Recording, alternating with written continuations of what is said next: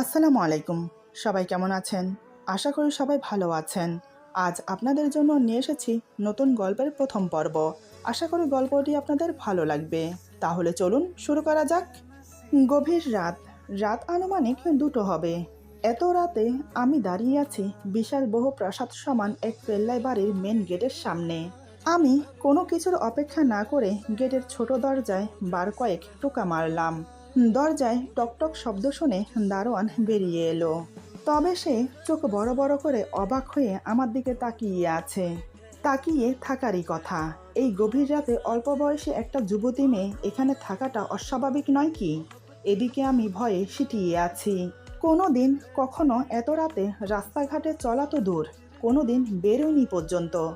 কিন্তু আজ আমার নিয়তি আমাকে বাধ্য করেছে এই হাড় কাঁপানো শীতের রাতে পাতলা ফিনফিনে ওড়না গায়ে জড়িয়ে এই নির্জন নিশীথী রাতে রাস্তা দিয়ে একা আসতে। আমি কাঁপা কাঁপা গলায় বললাম, স্যার আছেন? দারোয়ান অবাক হয়েই বলে, জি আছেন, কিন্তু আপনি কে? আমি বললাম, উনি আমাকে আসতে বলেছেন। আমার কথা শুনে দারোয়ান রাজ স্যারকে ফোন করে। স্যারের অনুমতি নিয়ে আমাকে ভেতরে প্রবেশ করতে দেয়।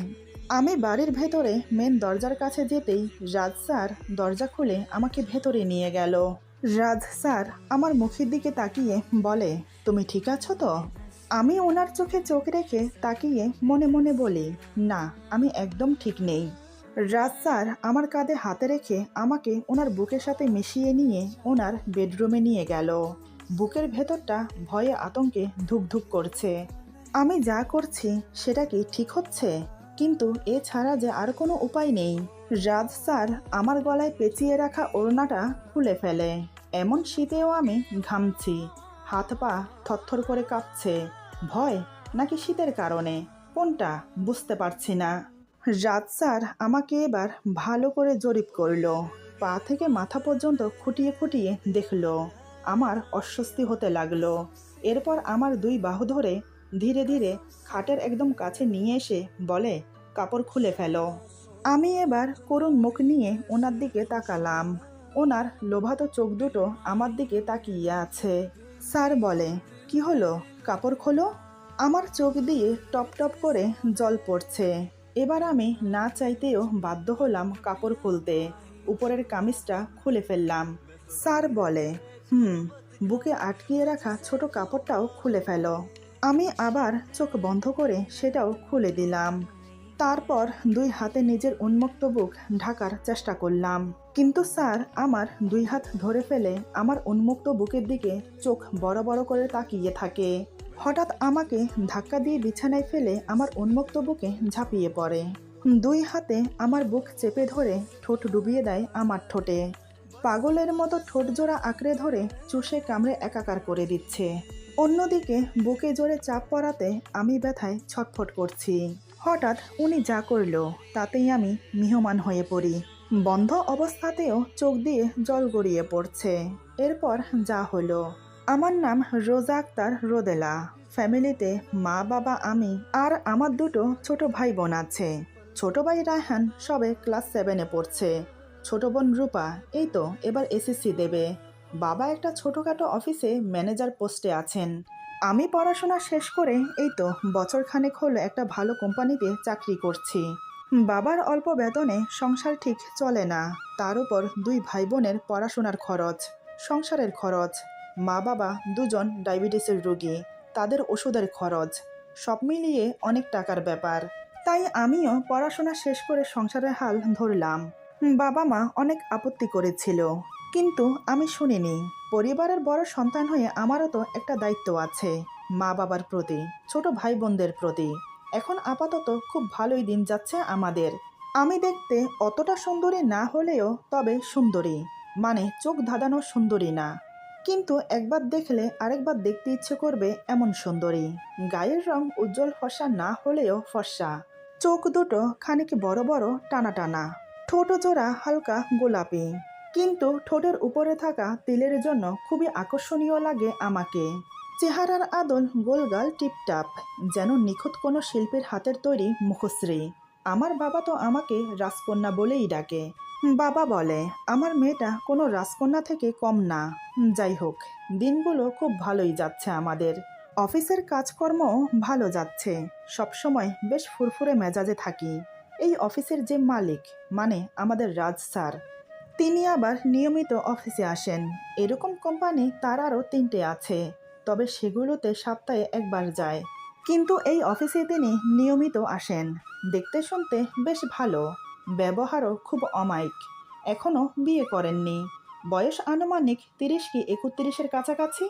গায়ের রং শ্যামলা, কিন্তু দেখতে বেশ খুবই হ্যান্ডসাম। দুঃখের বিষয় হলো ওনার মা বাবা নেই, ভাই বোনও নেই। কখনো এই বিষয়ে কেউ জিজ্ঞেস করলে ওনার মুখ গম্ভীর হয়ে যায়, কিছুই বলে না, বরং কথা এড়িয়ে যায়। জানি না ওনার মা বাবা আছে কি নেই। যাই হোক, এভাবেই সময় পার হতে লাগলো। কিন্তু কথায় আছে না, কপালে যদি দুঃখ লেখা থাকে তাহলে সুখ জানালা দিয়ে পালায়। ঠিক তাই হলো আমার জীবনে। আজ রবিবার সকালে বাবা আমি একসাথে বেরিয়েছি বাসা থেকে। বাবা নিজের অফিসের দিকে গেল, আমি আমার অফিসের দিকে। কিন্তু বাবার আর অফিসে যাওয়া হলো না। মাঝ রাস্তায় গাড়ি দুর্ঘটনায় বাবা এখন হসপিটালে ভর্তি। আমার কাছে যখন ফোন আসে তখন আমি একটু বিজি ছিলাম, কয়েকবার ফোন কেটে দিলাম। কিন্তু বারবার ফোন করাতে আমি দুশ্চিন্তায় পড়ে গেলাম। ফোন রিসিভ করতেই মা হাউমাউ করে কান্না করছে। মা কান্নার জন্য কথাই বলতে পারছে না। পাশে আমার ছোট বোন ছিল, সে ফোন নিয়ে আমাকে বলে, বাবা অ্যাক্সিডেন্ট করেছে, তাড়াতাড়ি হসপিটালে আয়। কথাটা শোনার সাথে সাথে আমার মাথায় যেন বাজ পড়ল। হাত থেকে ফোন পড়ে গেল মেঝেতে। আমার শরীরের শক্তি যেন নিমেষেই শীতল হয়ে গেল। কোনো রকম নিজেকে সামলে কান্না করতে করতে হসপিটালে ছুটে গেলাম। দেখি আইসিইউর বাহিরে মা আর ভাই বোন বসে কান্না করছে। আমি যেতেই মা আমাকে জড়িয়ে ধরে কান্নায় ভেঙে পড়ল। নিজের পরিবারের অবস্থা দেখে আমাকে খোলস পরিবর্তন করতে হলো। মানে নিজের দুর্বলতা গোপন করে শক্ত হাতে হাল ধরতে হবে আমাকে। এখন আমিও যদি এদের মতো ভেঙে পড়ি তাহলে এদেরকে সামলাবে কে? কিন্তু আমার মনের ভেতরটা দুমড়ে মুচড়ে যাচ্ছে। আমার বাবা মৃত্যুর সাথে যুদ্ধ করছে, আমি তার কলিজার টুকরো মেয়ে হয়ে কিভাবে সহ করব? আমি যে আমার বাবাকে অনেক ভালোবাসি। তাই আমি মাকে সান্ত্বনা দিয়ে বললাম, কিচ্ছু হবে না, বাবা সুস্থ হয়ে যাবে, আমি আছি তো, বাবার কিচ্ছু হতে দেব না। এই বলে ওদেরকে সান্ত্বনা দিলাম। বাবার কথা জিজ্ঞেস করতেই বলে, বাবাকে আইসিইউতে রাখা হয়েছে, খুবই গুরুতর অবস্থা। এমন সময় ডাক্তার এসে বলেন, আইসিইউতে রাখা রোগীর সাথে কে এসেছে? আমি এগিয়ে গিয়ে বললাম, জি আমি ওনার বড় মেয়ে, বলুন। ডাক্তার বলে, দেখুন, রোগীর অবস্থা খুবই ক্রিটিক্যাল, ইমিডিয়েটলি অপারেশন করাতে হবে, তা না হলে রোগীকে বাঁচানো যাবে না। আমি বললাম, ডাক্তার, যা করার প্রয়োজন হয় করুন, তবে আমার বাবাকে বাঁচিয়ে দিন। ডাক্তার বলে, নিশ্চয়ই, তবে তার জন্য আপনাকে এখন 10 লক্ষ টাকা জমা দিতে হবে, তবেই আপনার বাবার অপারেশন শুরু হবে। 10 লক্ষ টাকার কথা শুনে আমার পা খানিকটা টলে গেল। 10 লক্ষ টাকা, এত টাকা আমি কোথায় পাবো এখন? ডাক্তার বলে, দেখুন, অনেক বড় অপারেশন করাতে হবে। এক জায়গায় অপারেশন নয়, ওনার পেটে, বুকে, এমনকি পেটের সাইডে অনেক বড় ইনজুরি হয়েছে। যত সম্ভব ভেতরে রড ভেঙে রয়ে গেছে, এমনকি ওনার মাথাতেও আঘাত পেয়েছে, ডান পা ভেঙে গেছে, আরও ছোটোখাটো অনেক ইনজুরি হয়েছে শরীরে। বুঝতেই পারছেন কতটা ভয়াবহ অবস্থা। দেখুন, আপনার হাতে শুধু 2 দিন সময় আছে।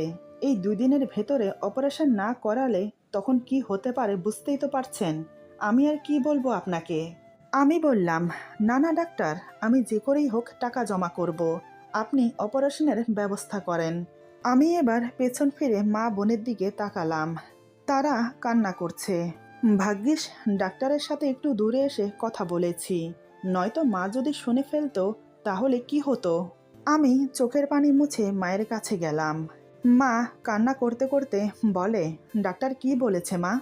আমি বললাম, তেমন কিছু না, বাবার ছোট একটা অপারেশন করাতে হবে, তাহলে বাবা ঠিক হয়ে যাবে।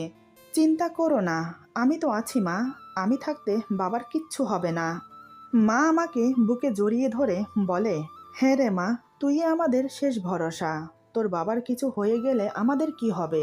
তুই একটা কিছু কর মা। আমি বললাম, চিন্তা করো না মা, সব ঠিক হয়ে যাবে, তোমরা এখানে থাকো, আমাকে এখন যেতে হবে।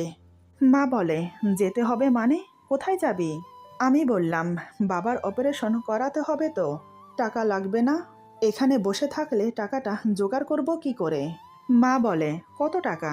আমি বললাম, বেশি না, এই লাখখানেক। মা অবাক হয়ে বলে, 1,00,000 টাকা? কোথায় পাবি তুই মা?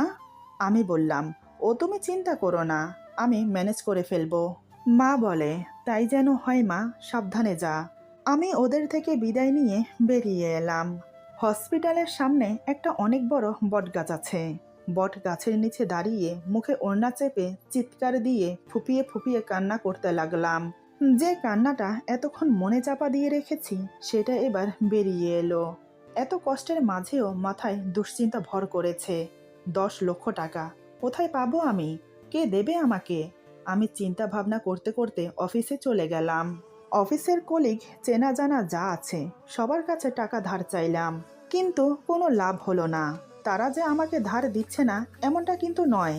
কেউ 1000, কেউ 2000, এ দিয়ে আমার কি হবে?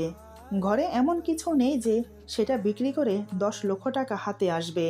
শুধু বাড়িটা ছাড়া। এই বাড়িটা যদি বন্ধক দেই বা বেচে দেই, তাহলে আমি আমার পরিবার নিয়ে কোথায় যাব, কোথায় থাকবো?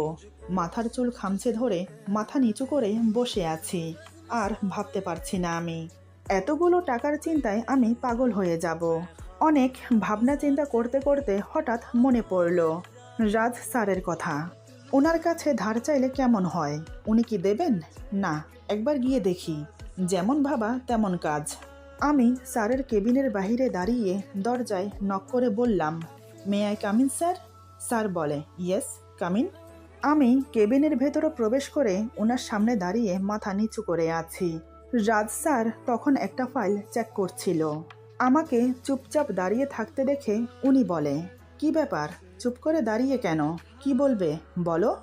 আমি বললাম, স্যার আসলে আমি একটা সমস্যা নিয়ে আপনার কাছে এসেছি। রাজ স্যার এবার আমার মুখের দিকে এক নজর তাকিয়ে আবার ফাইলের দিকে মনোযোগ দিয়ে বলে, দেখো, অফিসে এখন অনেক কাজের চাপ, ছুটিমুটি দিতে পারবো না। আমি বললাম, স্যার ছুটি তো বুঝলাম, এই মুটিটা আবার কি? এই অবস্থাতেও আমি প্রশ্নটা করিয়ে ফেললাম। রাজ স্যার বলে, ওটা একটা কথার কথা, তবে এখন কোনো ছুটি হবে না। আমি বললাম, স্যার আমি ছুটির জন্য আসিনি। রাজ স্যার বলে, তাহলে কি? আমি কোনো সংকোচ না করে বললাম, আসলে স্যার আমার এখন অনেক টাকার প্রয়োজন, তাই আমি বাধ্য হয়ে আপনার কাছে এসেছি। অনেক জায়গায় চেয়েছি কিন্তু পাইনি। এখন আপনি আমার শেষ ভরসা। আমি কথা দিচ্ছি প্রত্যেক মাসে মাসে বেতন থেকে কাটিয়ে দেব। প্লিজ স্যার, না করবেন না। আপনি কি আমাকে টাকাটা ধার দেবেন? রাজ স্যার ফাইলটা বন্ধ করে ইজি চেয়ারে হেলান দিয়ে হাতে কলম নিয়ে কলম ঘোরাতে ঘোরাতে আমার দিকে তাকিয়ে থাকে। বেশ কিছুক্ষণ তাকিয়ে থেকে রাজ স্যার বলে, বুঝলাম।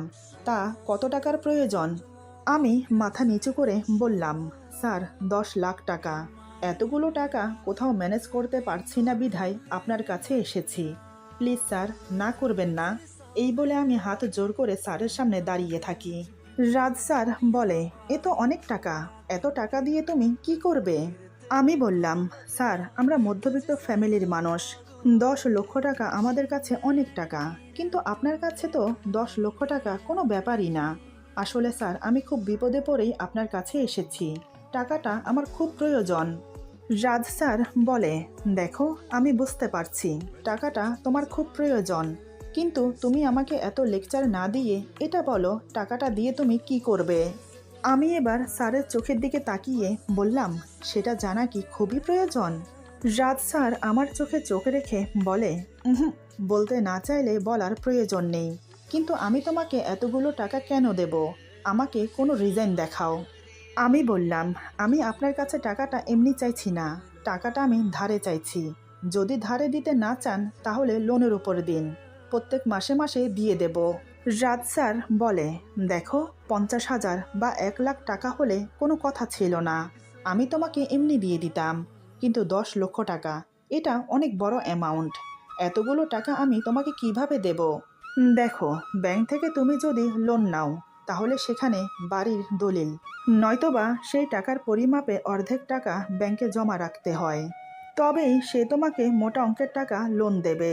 তাই আমি বলতে চাইছি, আমি তোমাকে 10 লক্ষ টাকা দিলে তুমি আমাকে কি দেবে? আমি স্যারের কথা শুনে মনে মনে যেমন খুশি হলাম, আবার দুশ্চিন্তায় পড়ে গেলাম। খুশি হলাম এজন্য যে উনি টাকা দিতে রাজি আছেন, আর চিন্তা করছি এজন্য টাকার বিনিময়ে ওনার কাছে কি রাখা যায়। রাখার মতো তো কিছুই নেই আমার কাছে। আমি বললাম, স্যার আমি আপনার কথা বুঝতে পারছি, কিন্তু স্যার আপনাকে দেওয়ার মতো কিছুই নেই আমার কাছে। তবে বিশ্বাস রাখুন, আমি আপনার টাকা পাই পাই করে শোধ করে দেব। আর আমি তো আপনার অফিসেই কাজ করি।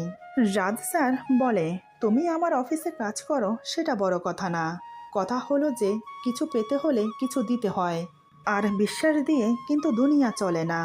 আমি বললাম তো স্যার, আপনাকে দেওয়ার মতো আমার কাছে কিছুই নেই।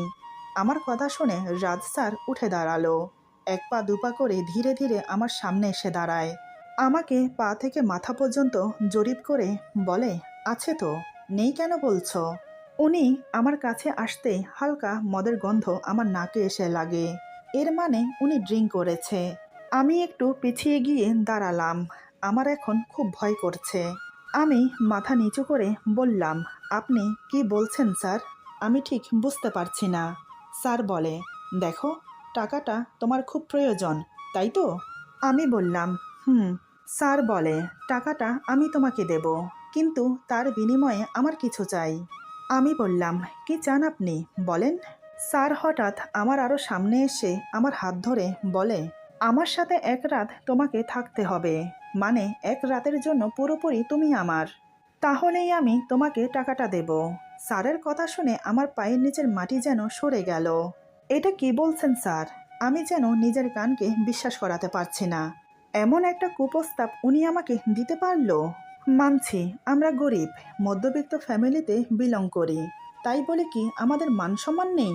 আমি তৎক্ষণাৎ স্যারের হাত থেকে আমার হাত ছাড়িয়ে নিয়ে বললাম, এটা কি বলছেন স্যার? এটা আমি কখনোই করতে পারবো না। আমি মানছি আমি বিপদে পড়ে আপনার কাছে সাহায্য চাইতে এসেছি, তাই বলে আপনি আমাকে এমন একটা প্রস্তাব দেবেন? আমি এটা আপনার থেকে একদম আশা করিনি। স্যার বলে, দেখো, তোমার লেকচার শোনার জন্য আমি এখানে বসে থাকিনি। আমি তোমাকে যেটা বললাম সেটা যদি তুমি করতে পারো, তাহলে আমি তোমাকে টাকাটা দিচ্ছি। তা না হলে তুমি এখন আসতে পারো। আর হ্যাঁ, এই নাও, এটা আমার কার্ড। যদি তোমার সম্মতি ফিরে এই নাম্বারে ফোন করো আমাকে। ওকে, এবার যাও।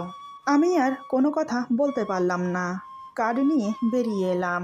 নিজের কেবিনে এসে চেয়ারে হেলান দিয়ে বসে চোখ বন্ধ করে ভাবতে লাগলাম, এখন কি হবে? শেষ আসার দরজাটাও তো বন্ধ হয়ে গেল।